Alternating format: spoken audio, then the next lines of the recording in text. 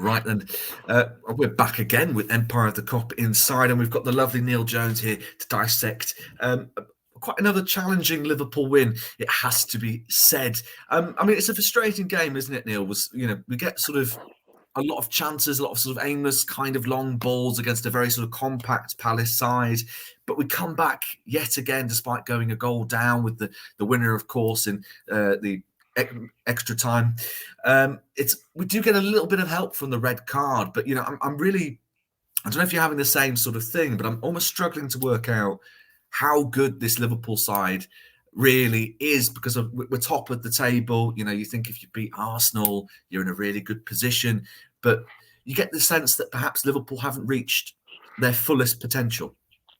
Yeah, I think that's fair. I mean, it's again, glass half full or glass half empty, isn't it? Are you saying that Liverpool haven't hit their levels yet and they will, or are you saying that Liverpool's luck going to run out at some point and they're not going to be able to, keep coming back into games when they don't play well? And they've had a lot of those this season. I mean, it is a strange one. I mean, I speak to a lot of people who, are having the same difficulties as you're having and I'm having in terms of finding the true level, but the results don't lie, do they? The results don't lie that Liverpool have lost twice in all competitions since April. They've got the best goal difference in the league. They've got the joint best defence in the league. They've got, I don't know if they've still got it now, but they had it, I think, yesterday, the joint best attack in the league. And they've already been to some of the biggest teams in the league as well, away from home. They've already played Newcastle, Tottenham, Chelsea, Manchester City away from home. So there's there's a lot of potential there, I think, for Liverpool to get better. I agree. For 70 minutes, I don't think frustrating would be the word. I think dreadful would be the word I would use for Liverpool's performance. For 70 plus minutes, they were so lethargic. They didn't create anything. They didn't really look like a team that had a plan of how they were going to win it. They just seemed to be waiting for something to happen. And the red card obviously helps matters because it means they're able to really pen Palace in. But I thought the contrast with the last 15 minutes with what went before it was stark, and Liverpool in the end got the job done. I think you're right about that sort of 70-minute. I think there's that quote from Jurgen Klopp, isn't he? We're sort of saying we were dreadful for 76 minutes, and then from that point onwards, sort of the equaliser, we played our best football. Frustrating, but we get the points, and as you say, the table doesn't lie. You ultimately have to register them on the board. I mean, what's certainly clear from this is that Liverpool's squad continues to deliver week after week. That's another goal for Harvey Elliott. I mean, we look at sort of certainly the starting midfield, and we're very enamoured with sort of what we've got from the Bosley, McAllister, Gravenberch, etc. But I don't want to forget Harvey Elliott, because he's still an extremely young player, a very bright future. I suppose the question really is just how much can we expect from Harvey Elliott in the coming years? Because he hasn't really put a foot wrong, really. And you'd have to say he's almost unfortunate to not be a regular starting player, given how consistent he is with his contributions off the bench and when he's starting the cup competitions. Yeah, I think he's had a great season. Harvey Elliott, this is by no means it's his first goal of the season, but it's by no means his first big contribution to the season. You think of the equaliser against Luton, which he sets up. You think of performances on Newcastle away and Chelsea away and Wolves away, where he makes a difference. And think of his form for England under 21s this season. He's been one of their better players as well. So he's definitely having a good period in terms of his development. He's very much part of the first team furniture. He might be 20, but he's closing in on 100 games for Liverpool. He's established himself as a senior player, even if he's not a senior age. And I think it's difficult because it feels like he's sort of 12th man a little bit. You think like you're saying, well, who do you have as the third midfielder? And you fall into that kind of choice between Curtis Jones and Ryan Gravenberch. And then if you bring in Wataru Endo, then you've obviously got Alexis McAllister to put into that mix as well. But you would argue that his form-wise, I think he's been as good as any of them. Probably, maybe Szoboszlai, the only one that's probably been ahead of him in terms of general performances. In terms of everything else, I think Elliott's been as good as anyone this season. I know Jurgen used his size against them in a recent game. It was Brentford, I think, where he said he couldn't really afford to have him and Luis Diaz on the pitch because of set pieces and things like that. Maybe that does count against him in certain games to start. But when he comes on with a real good attitude. He comes on with a real sense that he knows what Liverpool needs at that moment. You know, what he knows who needs to get on the ball. He knows where the space is and where Liverpool are gonna, find some joy. And it tends to be over on this right hand side, doesn't it? When he drifts over towards Mo Salah, and whether it's Trent Alexander-Arnold or on Saturday, sorry, it was Joe Gomez.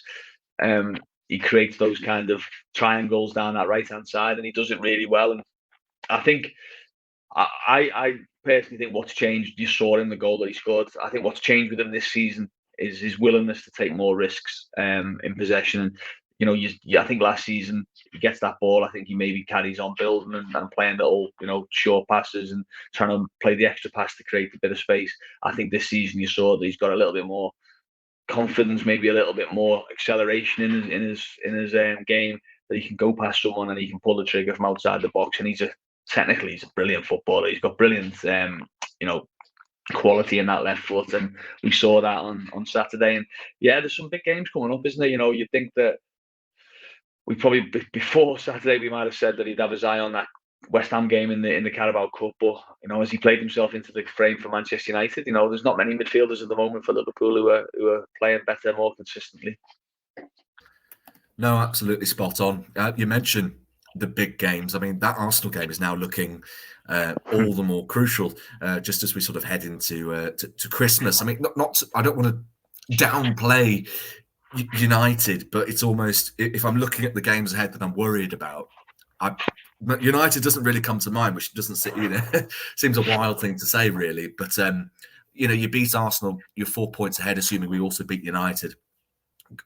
Top at Christmas, which is the crucial sort of landmarks, a sort of milestone to achieve, really for a title contender. And then you beat, win, draw, lose against Burnley, and you're still top going into the new year, which is very significant for this Liverpool side. I think even more so, sort of going into what we were perhaps expecting to see from the season after the last season. I mean, it's massive progress from this Liverpool side, notwithstanding Manchester City's recent sort of struggles with form. I think it's an absolutely massive sign of intent from this Liverpool side. Yeah, I do. And I think what also gets forgotten a little bit now, because we've moved our sort of attentions elsewhere, is Liverpool got 7 points between themselves and fifth place, already 16 games played in the season. So they've put themselves in as strong a position as you could be, really, to qualify for the top four, which was the aim at the start of the season. Whatever way you dress it up and however the season develops, the aim, the burning at the start of every season, as Jurgen has said many times, is to get back into the top four, to be in the Champions League, to qualify. And Liverpool took their eye off the ball last season and paid the price. They needed to make sure that they didn't do something similar this season. And I think if you look at the way this league was in August, I think there would have been a lot of people who said, okay, it might be difficult. You look at Chelsea's rebuild, you look at Manchester United, they've not had a great season. Obviously, Newcastle have struggled with juggling competitions and injuries. You had Tottenham being reserved. And so there was definitely some doubt over whether Liverpool would be one of the best four teams in the league this season. I didn't personally. I thought they would. But I think there was reason to say, well, let's see. The position they put themselves in is brilliant. And what it does is it means that they can now start to target higher and look at higher and say, can we finish third, second, first? I believe they can. Personally, I think it'll be difficult to win the league, but I think they're capable of doing it if they get a bit of luck with injuries, and if they can keep this momentum going. I think there's still some doubts around City and Arsenal, and I think they're going to have to go some to finish above Liverpool. But yeah, you're right. I mean, you look at these next sort of 4, 5. Take Union Saint-Gilloise out, because I think that's more of a game just to get past, and I don't expect to see too many key players featuring in that one, although I might be wrong. You look at the next 4 games after that, you've got a League Cup quarter-final, you've got 3 huge league games. You're right to say that Manchester United are not ones that scare you, but I think Liverpool, Manchester United should focus minds enough, in terms of they can't carry on being so bad. I'm sure they're going to have a difficult one on Tuesday night against Bayern Munich. They could be going into that sort of either buoyed by qualifying for the Champions League knockouts, or, at rock bottom, haven't gone out, and that makes them a dangerous proposition because they can only go up. Excuse me. So I think getting through these next 2 home games in the league, especially, I think if they could take 6 points from them, I would be feeling really good going into Christmas. I'd be feeling that Liverpool are in prime position to, at the very least, challenge for the title and potentially even win it. I mean, yeah, you mentioned about sort of injuries there as well, and I think one of the most sort of upsetting really is sort of Joel Matip, given the form that he was in, up until this point, and you look at sort of where his contract is ending and the nature of the injury that will effectively rule him out for the rest of the season. It's quite cruel, to be completely honest, about sort of the situation. I believe Klopp spoke about his future. Sorry, pardon me, and his contract, and was sort of saying, he hopes the club will do the right thing, which in my mind would be sort of keeping him around at least until his recovery is completed with. But I would wonder, I don't know if you've heard anything around potential plans to extend his contract beyond that point, wherever that point may be, given the form he had experienced. I know he's obviously 32 and a lot is made of his age, but I don't know if it'd be the sort of thing the club or even the player would consider. Yeah, I think what would be the likeliest scenario would be Liverpool give him another year on top of his current contract. I'd guess on reduced terms or on maybe, a sort of a performance-based thing. And, you're looking, what was Virgil's injury when he'd done the ACL? I think he'd done it in October. He was back in sort of July. So that's 9 months. So you look at Joel Matip 9 months from here, we take him into the start of next season. And obviously then you've still got a bit of time before you're ready to play first team football. So you could be looking at sort of back end of next year, 2024. So I think that would be the likeliest scenario, that Liverpool would give him a contract, maybe extension, or offer him a contract extension that takes him through his rehab to the end of next season, with a sort of a proviso that, look, if you do get back to playing, which isn't, it's not going to be easy for him. At the age he is, the injuries that he's had previously, and the nature of the injury that he's got here makes it a really difficult one to recover from. But it sounded like, he was putting a bit of pressure on the club, or certainly putting the conversation out there that he expects the club to sort of look after a player that's, spent 7 years, it'll be 8 years next summer, at the club. And, while he isn't maybe one of the sort of the icons or the stars of Liverpool's success in that period, when he's been fit, he's tended to be one of Liverpool's better players, hasn't he? And he's started the Champions League final, produced big performances in the FA Cup final, the League Cup final. He's part of the title winning side. He's more than played his part. And if you say sentiment's dead in football a little bit, but I think there's some players and some clubs where it isn't, and I think Liverpool and Joel Matip might be in that bracket. I mean, I don't have the exact sort of figure to hand, but I'm vaguely aware that certainly his record alongside Van Dijk is quite formidable. Really, I think a lot is made. Everyone, I think, automatically goes towards what our first choice centre back partnership should be in many people's eyes, of course, with Van Dijk and Konate. But we certainly shouldn't underestimate how important Matip has since his move from Schalke. Inevitably, of course, with the injury, the questions turned to transfers. I think Jurgen sort of made himself sort of very clear on this subject when he was talking about centre backs and sort of saying, they all cost money. It has to be the right player. Can you tell me a club who wants to sell a top centre back in January? It's all the kind of noise you'd expect from the manager, to be honest, when it comes to such a subject. I suppose I wanted to check sort of where you currently sit on this, because Liverpool do still have centre back cover, Quansah, Gomez, Konate. But I suppose the question is really how Liverpool are going to go about sort of future-proofing themselves from here on. I think logically we probably will see a new centre-back come in by the summer, if not in January. Do you feel that the cover is enough to get us to that point, or do you feel Liverpool should be? I suppose it's a question of who is available really at this point, and it would be a young player. It wouldn't necessarily be another 32-year-old centre-back or even a 29-year-old. It would be around the 20-year-old mark, I'd be guessing. Yeah, Liverpool need a centre-back. 100% need a centre-back. They needed one next summer. I think they need one in January. I don't think you can bank on Konate staying fit for the entirety of the season. I don't think even if he is, you can bank on him to play 3 games in a week. At this moment in time, you've seen his fitness troubles already this season. He's had to be pulled out of France squads, and he's had to be left out of Liverpool games because not necessarily because of injuries, because of fear of injury. He's a really good defender. He made a big impact actually off the bench. We talked about a lot of subs on Saturday, but Konate was one I thought who made a difference, stepping up the pitch and sort of getting Liverpool into the Palace half. He did it a bit clumsily at times, but he did it with the right intentions. Kwanzaa, look, he was a bit unlucky with the penalty, and I don't think he did too much else wrong. But he's still talking about a player who's played 7 or 8 games in the Premier League. In senior football, at the top level for Liverpool, and it's not going to be easy for him to sort of play regularly, I don't think, or we can't expect him to play regularly. So I think Liverpool need to. I'm sure they are. I think Liverpool will be looking at what's available in January. Klopp set the tone.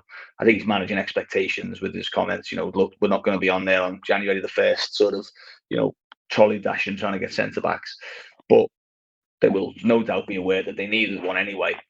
And what's available in January can change as January progresses. We saw it with Luis Diaz. Obviously, we saw it last season with Cody Gakpo. That suddenly an opportunity becomes available and Liverpool move quickly. So I wouldn't be amazed if something else happened. I think if they were in a position where they're top of the league and they're obviously through into the Carabao Cup semi-finals, where they've got 2 legs to come up in that. They've obviously got FA Cup games to come up. I know they've got a difficult draw in the 3rd round, so they might be out of that quickly. Obviously, they've got Europa League coming up. I think they're going to have to get another one in there because I don't think they can rely on, the 4 that they've got. There's a question mark around all of them. One of them is basically a right back cover at the moment and doing pretty well at it. Another one is 20 years of age and very inexperienced, and the other one's got major fitness issues. So I think Liverpool need to get another one, personally. Whilst we'll go back to transfers, I do want to touch on sort of the back line briefly. We've seen with Calvin Ramsey, he did make a return to the pitch on his loan spell, but he's now unfortunately been sidelined by COVID. He seems to be the unluckiest footballer in the world at the minute. I bring him up partially because he was the one we did sign for the right back position last season. And there's been a lot of debate, of course, around Trent Alexander-Arnold, what is, again, as usual, what his best position is, whether they need to permanently transition him into midfield, and then whether we do need to then sign another right back beyond that to fill his boots. The thing that sort of I tend to bear in mind is obviously we have Calvin Ramsey, injuries and bad luck aside. We also have Conor Bradley as well. And that's, I think, quite important, especially when we look at Trent being a player that we did promote from the academy. I don't think it's as simple as sort of saying we move Trent as a midfield and buy an experienced player. I mean, to be honest, I think if you're looking at the current market, you're going to struggle to get someone in who's 23 years older. I think it'll be ridiculously expensive. But where do you stand on this particular issue? Do you feel it is sort of as simple as some have been making it, push Trent into midfield and pop a body in this place, or are we still getting the best out of him from a hybrid position? I think so. Look at his last few games. He's been outstanding, hasn't he? Playing in different roles. He got a goal when moved into midfield, but he scored a free kick when he was playing at right back. He was pretty good battling against Jeremy Doku in that City game. He wasn't run ragged in that game, albeit Doku was quite frightening in some of the moments that he had. But I think the problem that Liverpool have got is that they signed a player in Calvin Ramsey that they thought would have been potentially capable of stepping in, and he's had nothing but bad luck since, and he's probably a year and a half behind where Liverpool thought he was going to be, hoped he was going to be. It's very hard to imagine that he'll be ready to play in the first team come next season because he's had so little football. He's played a couple of games last season for Liverpool. I think one start and one sub appearance in the Champions League. He's played precious little for Preston in the first half of this season. He's had 2 at least big injuries. I think 3 actually. He's had a back injury, had an ankle problem, a knee problem, and think it was an ankle problem at the start of this season. So you'd be looking at him going back on loan, I think, next season, definitely just to try and catch up, if nothing else. Conor Bradley's an interesting one. Obviously, I'm sure we'll see him Thursday night against Union. Get a bit of minutes under his belt. He's had injuries himself, but he's got 50 games under his belt at Bolton last season. So he's got some first team experience. I think Jurgen likes him. I think he likes his style and the sort of energy that he brings. He's a bit of a sort of a bridge between maybe Nico Williams and Trent. He's all action like Nico Williams was, but he's a little bit more composed. Not to the level of Trent, but a bit more in that vein in terms of his composure on the ball. He could be an interesting one. I think Joe Gomez is obviously the one that people don't mention really, in terms of buying a right back. Could it be Joe Gomez? Could it be the guy that you say, well, actually, we'll just change tack. We'll go a little bit more like Manchester City. We'll have, bigger defenders who are more sort of defenders first rather than attackers. And you look at what Gomez has done when he's played this season. I think he's another one who's had a decent campaign. He had a big impact on the Palace game, doing standard right back things, really, wasn't he? Locking down that right hand side and getting forward when he could. He could be the option that Liverpool look at when they do move Trent in. It could be a horses for courses thing where they say, well, it's Bradley if you need a certain type of right back, and Gomez if you need a more secure and sort of solid one. But I think longer term, I think it's going to be difficult for Liverpool to sort of fully commit to that idea of Trent in midfield, not only because of the midfielders that they've got, but because of the challenge it faces them in recruiting. They've already got to recruit a centre back, maybe two. Recruiting a right back as well would make that even more difficult. I also think about sort of the impact on the makeup of the midfield, because depending on what you want to do, whether you want to keep that 3-man midfield, is who are you shifting out?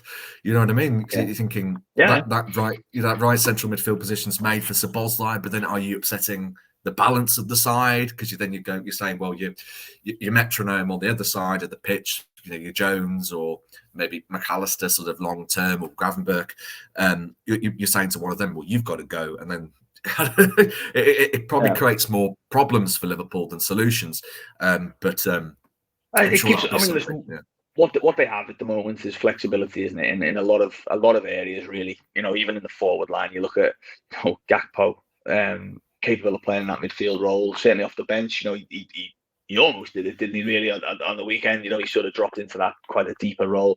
As you say, you've got Curtis Jones who can play sort of anywhere really in their midfield three, and probably off the left if you need them to. You've got Harvey Elliott who could do the same, but off the right.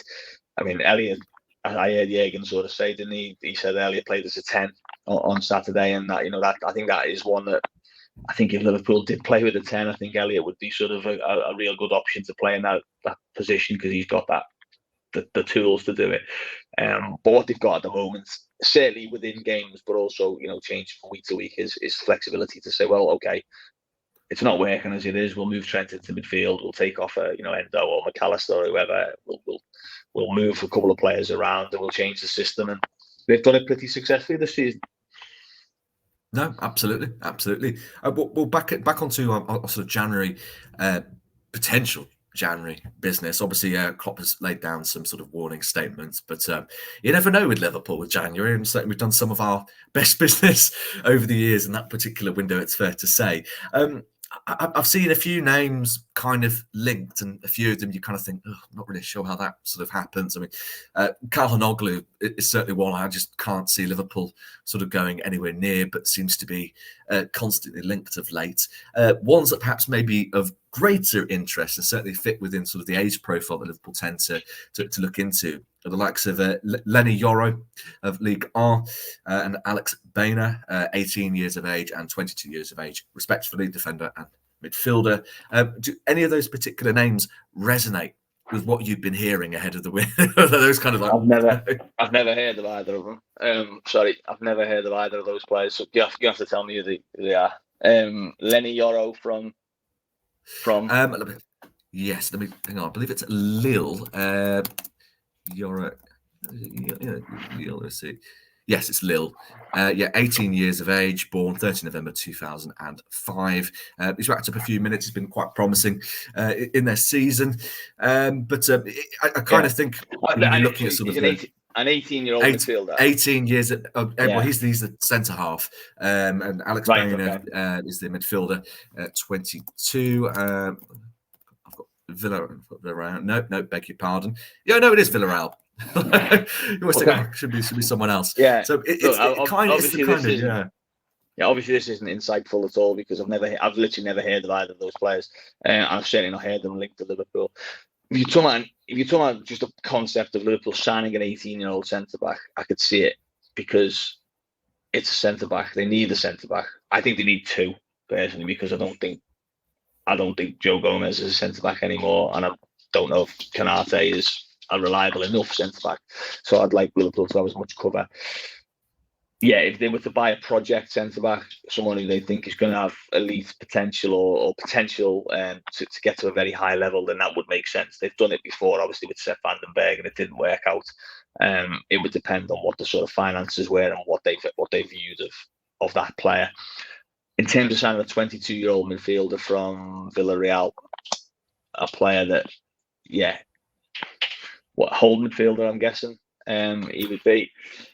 I don't see Liverpool signing another number 8. I think it would have to be a specialist holding midfielder, and it would have to be someone that they believe was going to be a gem to play for Liverpool. I don't know this player, so I couldn't tell you whether it's him. But they've obviously veered away from Andre on the grounds that they already bought Endo, who's only 30. They bought Gravenberch, obviously, to fill further ahead. They've got McAllister, they've got Trent, as it turns out at this moment. I don't think they'll be signing a number 6 unless it's sort of the one that's going to be the number 6 for the next 5-6 years of Liverpool. I don't know whether Alex Baena is that guy, but I wouldn't be getting excited about the links. Yeah, but bizarrely, I mean, I've had a quick look at sort of where he's sort of played positionally. This seat, he's been very versatile for Villarreal, mainly featuring on the left of midfield. I'd assume more of as a kind of deeper kind of winger, judging by where they've played him. So probably, it's a bit of a straight, very versatile. He has played central midfield on 6 occasions. You make exceptions for elite players. You know, Liverpool are like any other club. If it's an elite player that's available, and you say, well, do you know what, we just can't say no to this guy. He's so good. Then they'll make exceptions. But you look at what Liverpool have got. I wouldn't expect them to be signing a player who plays sort of left of the midfield, or I wouldn't be expecting them to sign. To be honest, I don't expect them to sign a number 6 at this moment in time, but unless injuries come. But certainly, if you've got Curtis Jones, you've got Ryan Gravenberch, you've got obviously Stefan Bajcetic still to return. We're still waiting for him to come back. You've got Harvey Elliott. You've got Trent being in and out of midfield as well. I think Liverpool aren't in terrible nick in terms of the options they've got in midfield. It's just maybe finding the right balance at this moment. No, absolutely. I think the key conversations to be had really is A, the back line, and then B, more perhaps laying the groundwork for the summer is a potential heir to the Salah throne, not necessarily replacing Salah, because you'd have to think we'd be having conversations perhaps about a contract extension, but certainly someone you have in mind you think long term could fulfill that role for you. One name Liverpool have been heavily linked with who could play that position is Florian Wirtz of Bayer Leverkusen. Now, he's come on leaps and bounds this season. He's already smashed his goals and assist tally from the prior term. He's got 12 in all comps. He had 12 in all comps last term. He's now had 17 this season in fewer minutes and appearances, I believe. Leverkusen are confident, of course, naturally, of keeping him until 2025. This isn't going to be a player that will go cheaply, or certainly that Xabi Alonso will want to lose, certainly if he isn't nabbed by Real Madrid in the summer, if Carlo Ancelotti does go to Brazil, as some forecast. I mean, have you heard much about the German and sort of Liverpool's interest? Because it's a case of, it's hard to distinguish between what is simply an astonishing player being linked with Liverpool because it's Liverpool, and whether Liverpool's interest is indeed genuine, or if they have any hopes of being able to pay an astronomical fee, a likely astronomical fee for a player of this talent. Yeah, I would be very sceptical on Liverpool and Florian Wirtz, just because there'll be so much competition for him. He's one of those players that is being primed, isn't he? He feels like he's been primed since the moment he came into Leverkusen's first team, really. But was he 15, 16? I think there was the famous story that he he was doing his exams. He must have missed a game because he was doing exams. He seems like he's been primed for a move to one of the big European clubs. And obviously Liverpool are one of them, but I think there's a long list of suitors, and the obvious candidates really: Bayern Munich, Real Madrid, Barcelona, Manchester City. He scored yesterday, didn't he? He scored. They drew with VfB Stuttgart, and he scored again. So he's in unbelievable form. Pretty much the entire Leverkusen team's in unbelievable form this season, at home and abroad. So I think there'll be a lot of interest in him. He's going to cost a lot of money, obviously. Coming out of Germany, I don't think he'll maybe be at the level of sort of Jude Bellingham, but I don't think it'll be too far away. You look at Leverkusen, what they were able to do with Kai Havertz when he came through. I think they got 80 million for him. Havertz is probably as highly rated, maybe a little less, or maybe I don't know, comparably rated to Havertz at this moment in time. So it's going to cost a lot. I think competition will be fierce for Liverpool if they want to sign him. They'd have to put a lot of work in, and also they'd have to be convinced that, again, he's the direction that their team is going to go in, because he's a very different player to Mo Salah. Everyone's a very different player to Mo Salah, but you are changing your team immensely if you're signing a player like Florian Wirtz, when you've got more explosive sort of what's the word, competitive type players at the front end of the pitch. Yeah, no, I agree. I suppose the problem is, as you say, like whoever you bring in is going to be radically different to Mo Salah. I mean, as far as I'm aware, there isn't a regen currently sort of available who you could just, it'd be amazing. You could just slot right in. What I would say, sorry, is, there will be an expectation that Liverpool sign this sort of the big name to replace Mo Salah, but Mo Salah wasn't the big name when they signed him. He was big enough, but he was mid-range, sort of, decent, better than decent, sort of Serie A attacking player. Still plenty of doubts around what level he was going to be at. No, I don't think anyone would have said that he'd be at the level that he was. People thought he was a good player and he had potential, but you would never have said, I don't think, that he'd be potentially one of the best players in the world when Liverpool signed him. I think the same with Sadio Mane, same with Roberto Firmino. Liverpool are capable of finding these players that you maybe don't expect them to find. So it isn't a case of literally like, okay, search filter, right-sided left foot, 30 goals a season, 120 million. It might be a case of, look, this is a player that you go, really, him? I haven't seen it, but they might see the potential that you don't get, and it might be a different type of player. It could be a number 10 that they sort of see and say, well, you know what, we'll go a bit narrower, we'll do this, we'll do that. I don't think there'll be, there will be pressure on Liverpool to buy a big name or to spend big, but it might not be the obvious sort of solution that they go for when they're looking to replace or succeed, or whatever, Mo Salah. It might be that they do it subtly where you don't even notice it, and suddenly all of a sudden a player just steps out of the blue and goes, wow, okay, yeah, that's the solution. I'd like Wirtz. I'd love to see someone like Florian Wirtz at Liverpool. I think he's such a good player, isn't he? He's real potential, real talent. But I wouldn't be sort of, I'm not. Those links don't sort of, make me sit up and get closer to the screen and say, wow, okay, this is what Liverpool are going to go for. I'd be surprised if they did.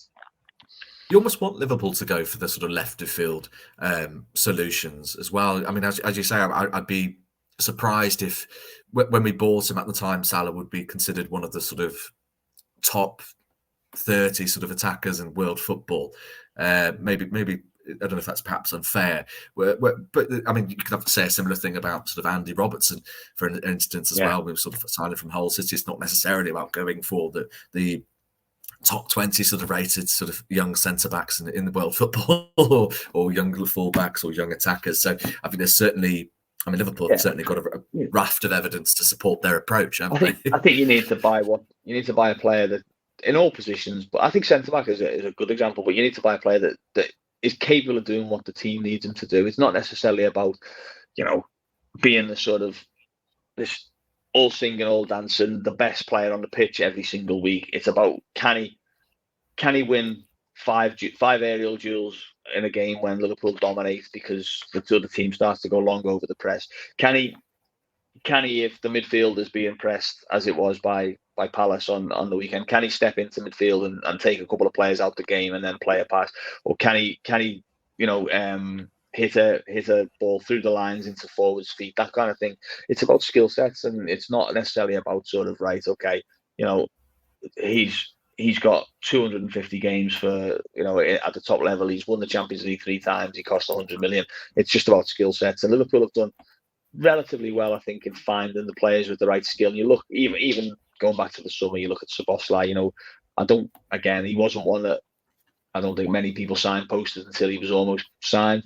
But you look at him and you say, yeah, that makes sense, doesn't it? Straight away, you see him and going, well, yeah, he can run, he can do that. Yeah, that was a sign that makes sense. I think you look at Gakpo when he came in last season. It didn't take long. Maybe it took a month, and then you went like, yeah, okay, I can see the intelligence that he's got, the way he drops in, strength, positional awareness. It's about finding players that can fit the framework of the team. It's not necessarily about becoming, someone who dominates the team or it becomes the sort of the centerpiece of Liverpool. I think that the collective has always been the greatest strength of Liverpool. Of course, within that, a few stars have emerged, and we haven't even talked about Salah. I've been getting 200 at the weekend. Whoever would have said that? I think you'd have taken 100, wouldn't you, when he signed? You'd have said, wow, if he gets 100 goals for Liverpool, what a signing he's been. He's doubled it, and he'll have a lot more by the time he's finished, I'm sure. Oh God, yeah, he's almost 28 now, off of Billy Little in 4th. Yeah. I'm sure Rush will be willing him on to sign a new contract and make a proper go of his record, of course, which is, you'd have to say, would certainly be achievable. But I could talk about Mo Salah for ages. One final name I just wanted to run past you, because it came from a reasonably reliable source in Florian Plettenberg of Sky Germany. He discussed Maximilian Bayer of Hoffenheim. Specifically mentioned Liverpool's interest in the player. He's another young name that is impressing in 16, Germany. 16, 17. He's about, I've got him. He's no, actually, sorry, he's 21 actually. He's one that he's sort of thinking of someone else. Yeah, no, he's 21. I mean, still very young. Certainly, you'd have to say for Liverpool, but certainly still fits the age profile. Primarily a centre forward, though he is capable of playing on the left wing and right wing. Has played mainly central and partially on the left this season, I believe. 10 goal contributions in 15 games this season, quite reasonable for a 21-year-old in Germany. And Liverpool are reportedly interested in him. Have you been hearing similar noises on your end? No, absolutely not. No, I mean, but I wouldn't. That doesn't mean he isn't. But no, there's been no word of Liverpool. I mean, they're not gonna. I'm pretty sure they're not gonna buy a forward in January unless something drastic happens to someone else. I know they've already lost Diogo Jota, but I think he should be back. If not Burnley, then maybe New Year's Day. Possibly before that. He was back running last week, so that's not a long-term issue. I do think there's some questions to be had longer term. If you were tweaking your squad, and if you were sort of looking at your squad and saying, right, we've got everything else in place, what can we improve? I think there are some questions to be had about Liverpool's forward line. They've obviously committed to Darwin Núñez. I think he still needs to improve. Obviously, I'm a big fan of his, but I think his form this season has tailed off, but it's not been as consistent as you'd like it to be. And I think there's some doubts about Luis Diaz. Longer term, I think you might be able to look and say, especially if someone like Salah was to leave, do you need a more explosive kind of player down that left, who's quicker, who's able to beat defenders? Diaz is a lot more plays inside the field and things like that. But for now and going forward to the end of this season, I think Liverpool's forward options are fine, more than enough. So I don't expect them to be doing anything unless it's a player that they were already going to sign in the summer and he suddenly becomes available in January. I think if Liverpool are going to do anything in the market, I think it'll be a more defensive signing in January. But yeah, there's obviously going to be a lot of links with Bundesliga players, with Bayer, people like that who, obviously with George Schmadtke in charge, and Liverpool have shown that they're shopping in the Bundesliga in the summer. 3 of the 4 signings came from there. If there is a player that's available at a good deal who they think is going to be a potential first teamer, then yeah, I'm sure they'll be at the front of the queue. But I haven't heard anything on that front, and I wouldn't expect it to be in January. It's mad, isn't it, when we sort of talk about the forward? And I agree with you. I think I would like to see some improvements from Luis Diaz and Darwin Nunez. But it wasn't that long ago we were sort of saying, we were hailing this sort of forward line as being probably having the best array of attacking options across the entirety of Europe. Enough, I mean, if we go back to the start of this conversation, we said we don't really know the level of Liverpool. I think the forward line's a good example of that, really. In terms of which of the forwards this season has played well? As in, would you say, okay, PFA team of the year, which of the forwards is getting in? Probably only Salah close, but the others, they've all had moments, they've all contributed, but they've all been more efficient than exceptional, haven't they, in terms of their performances? Diaz started the season particularly well. Nunez had a purple patch sort of a little bit after that. Gakpo's sort of dipped in and out and played a few different positions. Jota's been Jota in terms of popping up with important goals, as is his way. But yeah, the rest, it hasn't been one that you sort of, that's probably the beauty of it. There's not one you rely on really beyond Salah. There's not one where you say, "Oh God, we need him to have a good game today," because if he doesn't, the other one probably will pop up and score off the bench. Or if you have to leave one out, the other one will step in and play well. So, yeah, it's a strange one really. But I just have it. I don't know. I agree with you. I think I want to see Nunez stay on side for starters. I want to see him sort of start taking the easy chances that come his way, because I think as the season gets tighter and if you are in a title race, they're the sort of things that can cost you in games that you draw and things like that. And I don't know, I have a little bit of a downer on Diaz at the moment, just in terms of the way he plays, and I'd like to see him be a bit more direct in what he does and go for goal and cause fullbacks. I think he's a little bit too easy to play against at the moment, but he's got games coming up that are perfect to shut idiots like me up. Well, I wouldn't say it's idiotic. I think to a certain degree, I'm sympathetic of him because of to a significant degree of what he's gone through in his personal life recently. Of course, you should. I think, it's one of those. I really should have said that at the start of the entire piece, and who knows what sort of mental strain that's put under. But I actually think it was even before this. I think there were just signs that maybe he's lost a little bit of that acceleration, or maybe he's lost a little bit of the confidence of taking on defenders. I'd like to see him get back to those sort of first 4 or 5 months when he was at Anfield, when it felt like he was giving fullbacks an absolute nightmare every time he played against someone. He felt like he was the sort of the outlet for Liverpool. It just feels a little bit like it's got a little bit too sort of predictable down that left hand side at times. Absolutely. No, he was the guy we sort of looked at when we were pushing for a quadruple. You make that signing and you think, my God, Liverpool could really go for it all here. This is completely supercharged our attempt. But yes, this seems like a good place to leave the conversation for now. To return to another point, Neil, it's been an absolute pleasure having you on. Thank you so much for coming on. Everyone, of course, can catch your work on Twitter at Neil Jones Goal, or on your Substack with Covering Liverpool at neilj.substack.com. With, of course, have this conversation on our own YouTube at Empire, and of course on our own Substack, empirethecop.substack.com. Hope you've enjoyed watching this one. This has been myself, Farrell Keeling, with Empire of the Cop, and the lovely Neil Jones. Take care.